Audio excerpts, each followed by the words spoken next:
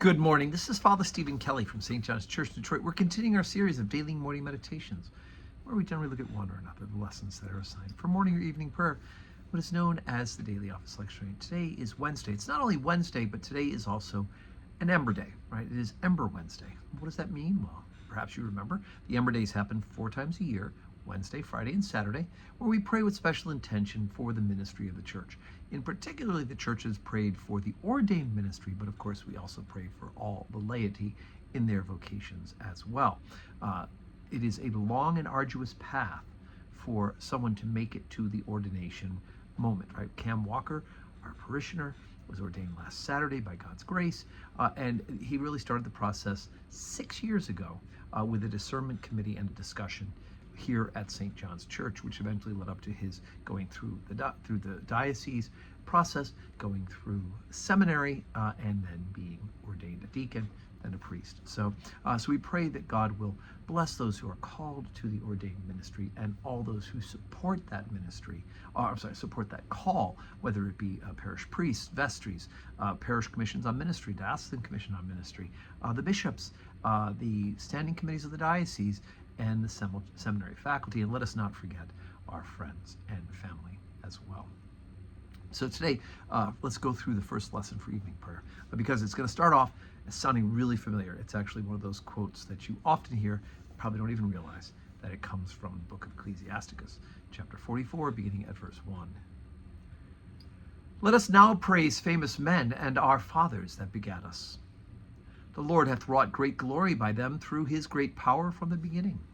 Such as did bear rule in their kingdoms, men renowned for their power, giving counsel by their understanding, and declaring prophecies. Leaders of the people by their counsels, and by their knowledge of learning meet for the people, wise and eloquent are their instructions. Such as found out musical tunes, and recited verses in writing. Rich men furnished with ability, living peaceably in their habitations. All these were honored in their generations, and were the glory of their times. There be of them which have left a name behind them, and that their praises might be reported. And some there be which have no memorial, who are perished as though they had never been, and are become as though they had never been born, and their children after them. But these were merciful men, whose righteousness had not been forgotten. With their seed shall continually remain a good inheritance, and their children are within the covenant. Their seed standeth fast, and their children for their sakes. Their seed shall remain forever, and their glory shall not be blotted out. Their bodies are buried in peace, but their name liveth forevermore. The people will tell of their wisdom, and the congregation will show forth their praise. You may or may not know, I am on the foundation board for a local cemetery. It's what's known as a rural cemetery. It was founded 20 or more years before St. John's Church, and most of our parishioners for the first 60 or 70 years are buried in that cemetery. It's not too far away from here at St. John's. And I am constantly, I like to go there and I see the graves of the founder of the parish, and I see the first priest is buried there, who went on to be Bishop of Wisconsin. I also go and visit the graves of those whom I have had the great grace to pray for and to officiate at their burial services from the parish in more recent years. But oftentimes I'll just wander about in a little bit of the cemetery or that bit and remember those whose names I read on the graves. And I know, as a member of the foundation board, that there are a lot of folks who family plots there have long since been filled and are just no longer visited, right? No longer attended.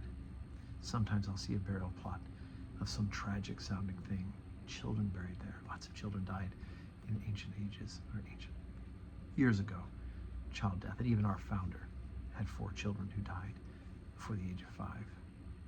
And I think to myself that some of these folks, with the exception of their names on the stone, have no one to visit them, and maybe now generations past, no one to remember them. But as the author of Ecclesiastes says, that their seed, even if their children, grandchildren, great-grandchildren, great-great-grandchildren don't know their names, they live with them as well.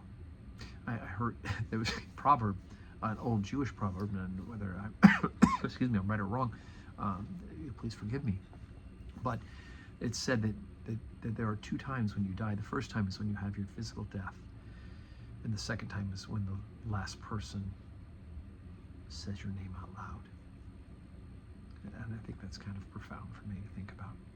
So that's why I like to walk around sections of the cemetery when I'm there for other reasons, and just to say out loud the names of people on the stones. Of course, we know that they live forever with Jesus Christ for those who believe.